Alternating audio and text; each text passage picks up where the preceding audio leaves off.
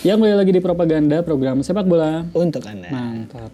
Kalau di segmen sekarang kita akan membahas soal namanya feeder club. Wah, menarik nih. Nah, jadi ada klub namanya Vitesse Arnhem. Oke. Dia konsisten 7 besar Eredivisie atau Liga Belanda. Liga Ya, Belanda. sejak musim 2012-2013. Namun supporter mereka ini nggak senang Kak dengan status Vitesse sebagai feeder club gitu. Aduh. Supporter ini merasa gengsi dan harga diri mereka ini jadi turun Kak. Pasti jadi bahan bulian. Jadi bahan bulian karena tim rivalnya menyebut Vitesse sebagai Chelsea B atau Chelsea Reserve. Iya. Mungkin kalau misalkan dia disebutnya sebagai MUB atau MU Reserve mah nggak akan segitunya ya. Kayaknya situasi kita berbalik deh. Padahal ini Vitesse ini bukan tim sembarangan Oke. dan merupakan tim elit di Eredivisie yang sudah berusia 130 tahun. Wah, punya histori lah ya. Ada historinya. Jadi waktu Vitesse ini main di Eredivisie, Belanda itu masih ngejajah Indonesia. Oh iya, 130 tahun itu lebih jauh daripada kita merdeka ya. Bahkan mungkin ada pemain-pemainnya yang jadi ngelamar jadi VOC. Sampingannya tuh. Karena tuh gitu lah. Iya ya. Nah, lalu sebenarnya bagaimana sih kerja dari feeder club atau satelit club ya? Iya, istilahnya. Gimana cara kerjanya dan apa fungsinya? Silakan Alika. Nah, si feeder club ini sebenarnya adalah menguntungkan buat klub besar sebenarnya. Kayak Chelsea. Iya, klub besar ini bisa mencari, mengembangkan dan memberikan pengalaman terhadap pemain muda potensial gitu. Jadi feeder club ini juga sebenarnya difungsikan sebagai sarana untuk mempromosikan tim secara global untuk mencapai keuntungan finansial pada ujungnya. Jadi bisa juga untuk pada akhirnya mengakali si izin kerja di Inggris yang punya syarat terbilang ketat gitu. Jadi salah satunya kan 30% menit bermain di Liga Top Eropa. Yang mana bisa diakali dengan adanya si feeder Dipinjemin ke club. situ, biar dapetin kerja ya. Nah, terus apa sih keuntungannya buat tim kecil kan pertanyaannya? Jadi mereka ini akan dipinjamkan calon pemain bintang. Iya. Kalau di Chelsea kan banyak ya. Ya, yang mana dari akademinya mungkin belum bisa ke tim utama, ya udah kita pinjam Termasuk dulu. Kevin De Bruyne. Nah, pemain ini bakal disekolahkan di tim feeder sebelum masuk ke tim utama. Betul. Kalau bagus. Nah, buat tim kecil ini ada sejumlah keuntungan Kak dari calon pemain bintang ini. Yap. Misalnya nih penjualan merchandise Iya. dan meningkatkan tiket pertandingan. Betul. Karena kan mungkin kayak wah, ada Kevin De Bruyne main di Iya, Vitesse, bener. kita datang lah gitu. Di bio-nya ditulis Akademi Chelsea. Chelsea, Itu secara tidak langsung akan mendapatkan minimal followers lah dari tim-tim kecil gitu. Dan yang paling penting ini dia bisa menambah kualitas tim. Betul. Nah, sebenarnya di Eropa ada sejumlah kesebelasan dengan kerjasama semacam ini gitu. Gak cuma si tadi Vitesse ya. Ada salah satunya Manchester City dengan New York City Cosmos. Ini bukan merek ini ya, rumah tangga ya, Cosmos ya. Iya, karena salah satu kerjasamanya kok nggak salah bikin kipas angin. Cosmos Modesta ya. Iya, bisa nempel di dinding. Tapi Alika tahu kepanjangannya apa? Cosmos Modesta. Waktu, gak tahu saya. Wall, desk, Oh, emang stand ya. Stand. emang diharuskan buat nempel ya Iya. pada awalnya ya. Keren. Nah, Cosmos juga kerjasama dengan UMKM di Banten Oh, untuk membuat kipas teknologi lokal bernama HI2D gila. Itu alias Hihid. wah, lokal banget ya. Kalau kipas angin di rumah saya itu ada biasanya yang nengok kanan, nengok kiri. Tapi yang sombong, dia gak nengok kanan, gak nengok kiri lagi. Udah rusak. Nah, yang unik sih dari kedua tim yang tadi, keduanya merupakan berasal dari kepemilikan yang sama.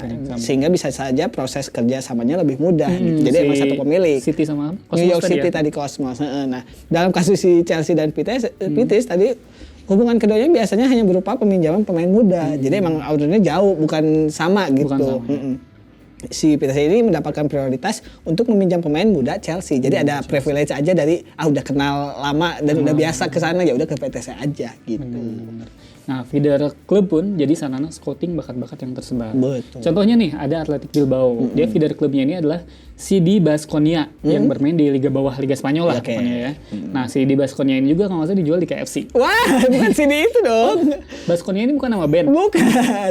Bukan setara apa Agnes Agnes Monica. Aduh, ntar jangan fansnya barbar. Nah, jadi Baskonia ini menghasilkan para pemain jadi lah. Oke. Kayak misalkan Fernando Llorente, Llorente. Marcelo Susaeta, dan sekarang ada Iñaki Williams. Iñaki. Gitu. Nah, Ajax Amsterdam di Eredivisie Belanda juga punya feeder club ya, yaitu Ajax Cape Town yang di Afrika Selatan ya. Oke. Nah, tujuannya itu untuk mencari pemain kelas dunia. Jadi siapa tahu di tim feedernya itu ada pemain bagus gitu ya. Betul. Contoh yang paling suksesnya ini adalah Steven Pienaar Pienaar. yang akhirnya bermain di banyak klub besar di Eropa. Betul. Nah, buat si Feeder Clubnya sendiri ini tidak jarang para pemain pinjaman justru menjadi pemain kunci gitu saat mereka bermain. Public PTC ini tentu saja mengenal nama Mats Miazga. Mats Miazga yang main Chelsea ya? Betul, yang menjadi kunci pertahanan PTC dan yang bahkan membuat mereka nyaman di 5 besar Eredivisie. Jadi walaupun ya mereka gak berprestasi tapi gak mainnya gak jelek-jelek amat lah. Ini Mats Miazga tuh masih saudara sama Mat Solar gak? Bukan dong, ini Mat Handi. Smackdown. Nah, dalam hal pemasaran Jeff. itu adiknya. Mat sama Jeff Hardy. Kenapa jadi pemain Smackdown deh? Nah, dalam hal Rey Mysterio. itu yang lompat-lompat ya. Nah, dalam hal pemasaran secara global nih, contohnya adalah Sevilla Juncos yang sebahagian sahamnya tentu saja dimiliki oleh Sevilla FC. Oh ya, Spanyol. Juncos sendiri berlaga di Liga Costa Rica. Nah, lalu ada juga Chonburi FC dari Thailand yang juga waktu itu dengan Manchester City. Hubungannya di zaman ya pemiliknya Taksin Shinawatra. Jadi ya waktu itu dia menjadikan Thailand ini sebagai strategi pasar untuk menembus pasar Asia Tenggara gitu. Nah, perjanjian feeder club ini sebenarnya bisa diakhiri secara sepihak kalau terjadi perubahan atau misalkan itu merugikan buat klubnya, apa klub parentnya atau klub feedernya. Contohnya ini ada FK Karabag. Ada contoh jeleknya ya. Azerbaijan, dia mengakhiri kerjasamanya sama FC Twente dari Belanda. Soalnya Karabag ini ngerasa dia udah gede. Udah hebat lah karena dia berhasil tembus Liga Champions tahun 2017. Nah, Manchester City juga sempat menghentikan kerjasamanya sama Chonburi Kak. Karena waktu itu pemilikannya berubah dari Taksin ke uang minyak. Uang minyak ya. Nah, sistem feeder club ini juga memiliki dampak negatif gitu dan selamanya positif. Yang pertama, bisa menghilangkan identitas klubnya. Yang tadi kan fansnya jadi marah mungkin ya. Jadi ngerasa ini bukan history yang kita punya gitu. Jadi feeder club doang. Apalagi Kak kalau misalnya hilangnya di Indonesia susah. Kita lapor udah ikhlasin aja. Aduh, bener juga. Kalau dimarahin, kok bisa sih hilang? Salah kamu sendiri sih. Kenapa jadi korban ya kita? Nah, kemudian ya tadi ada sempat kita bahas pastinya jadi dianggap lelucon oleh tim rival gitu. Nah, dampak buruk yang selanjutnya adalah mengambil pemain yang belum waktunya berkembang sebenarnya. Jadi sebelum matang mereka langsung direkrut oleh tim besar gitu. Nah, sistem ini kayak gini bisa merusak karir si pemain itu sendiri sebenarnya. Karena ada contoh Kak, yaitu Freddy Adu yang diserahkan dari DC United ke Benfica. Ini Freddy adunya adu domba apa adu nih? Adu bagong. Nah, jadi dia diserahkan dari DC United ke Benfica. Sehingga membuat karir si Freddy Adunya tuh nggak berkembang gitu dari DC United ke Benfica ini. Karena DC United ini tuh DC-nya tuh debt collector. Jadi si Adu disuruh nyari motor, bawa golok. Ada lagi Kak, peminjaman secara paksa yang pasti ini Alika membekas banget. Seperti yang terjadi pada Frank Lampard yang bermain untuk Manchester City. Jadi waktu itu Lampard ini kan statusnya bebas transfer ya, kontraknya habis. Dia pun konon dikontrak sama New York City FC. Yang mana turun jauh di MLS.